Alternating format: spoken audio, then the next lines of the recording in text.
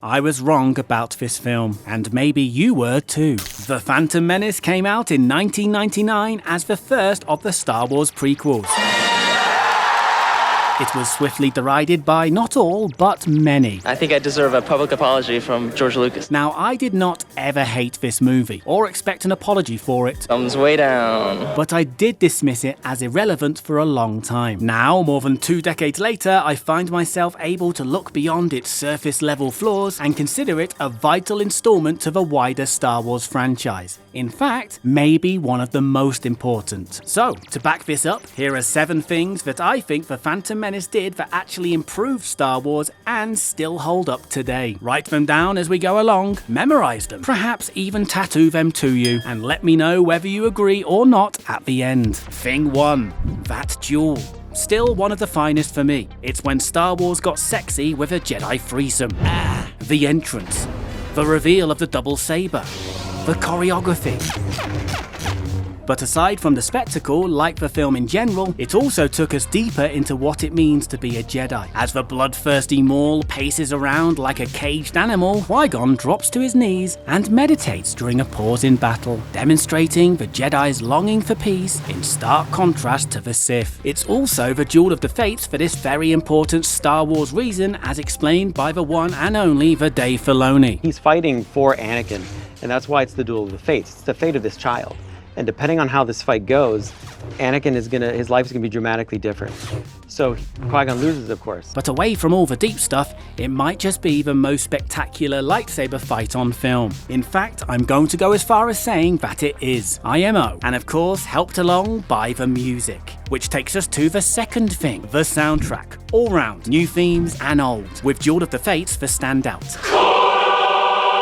It's the one that gets those little hairs on the back of your neck paying attention every time, and it works to pictures so well. The London Symphony Orchestra combined with a choir ramps up the gravity of what's at stake. Look, John Williams will always age well in my book, in music and physical human form. Whatever people think about any of the Star Wars movies, I feel like everyone can agree or should agree on the scores being dope. Yeah, I said dope. Don't forget that this was the first time since 1983 that we were introduced to new Star Wars themes. You know when you go and see a band and you just want to hear the greatest hits and they keep insisting on selfishly playing new songs? Well, that wouldn't have been a problem here, as many were instantly up there amongst the classics. Right. The third thing, Ewan McGregor as ObiWan Kenobi. This is a different Obi-Wan to the OG, of course. Younger, more naive, which McGregor pulls off superbly in his own right. At the same time as getting the vocal inflections and characteristics of Alec Guinness spot on, but not to the point of mimicking. The negotiations were short. There was always a risk that bringing such an iconic character back, also previously played by an iconic actor, could backfire. But I, like many, think it paid off and shaded in the life of someone we previously only knew as a wise old man really well. I now think of both actors when I think of Obi-Wan. None of that, not my Obi-Wan here, mate. TPM and the prequels in general actually improved this iconic character. Ewan McGregor aged like a fine Jedi wine throughout the trilogy, and long may that continue into the Kenobi Disney Plus series. Thing 4. World building. George Lucas brought us something so different to the used future universe of the original trilogy, and I'm not gonna lie, it took a while for me to adapt to it. While the new planets were exciting and spectacular, I remember thinking when I first saw the film that apart from Tatooine, it didn't really feel like Star Wars. But now it totally does.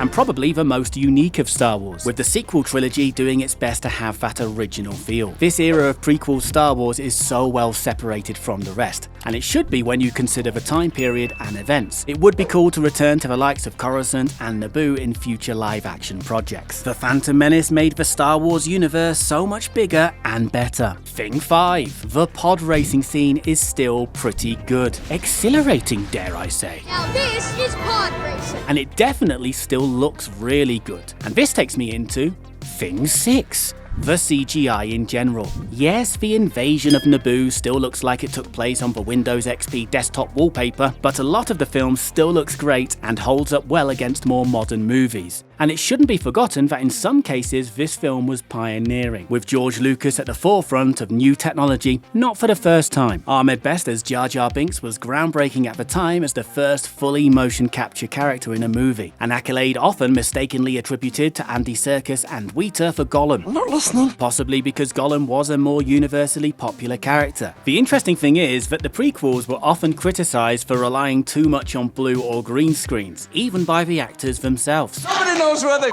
And yes, the Phantom Menace did help push digital effects further than ever by building not only fully rendered characters, but also cities and ships out of computer animation. But it also made use of more traditional practical filmmaking techniques and effects, as well as real locations across the likes of the UK, Italy, and Tunisia. Episodes 2 and 3 were basically off their CGI tits, but I would say that the Phantom Menace struck the right balance of using old ways with the new, which Star Wars eventually came back to, with the sequel trilogy taking the approach of blending CGI with practical effects and real locations. I think the Phantom Menace showed us the perfect balance. Thing 7. Darth Maul. In 1999 he just looked cool, that was kind of all you could say, seeing as he only said 2 lines, a total of 31 words, and then got saber sliced in half. It felt like a huge waste of a potentially cool villain. However, subsequent appearances have not only made up for his apparent death, but also expanded him to become a more interesting and complex character. That is now a big part of the franchise. And we of course have the Phantom Menace to thank for bringing the spiky-headed Sith Lord into our lives. So I may not have felt this way in 1999 and for a good few years after, but now I really do think that the Phantom Menace improved Star Wars forever. My comments are open.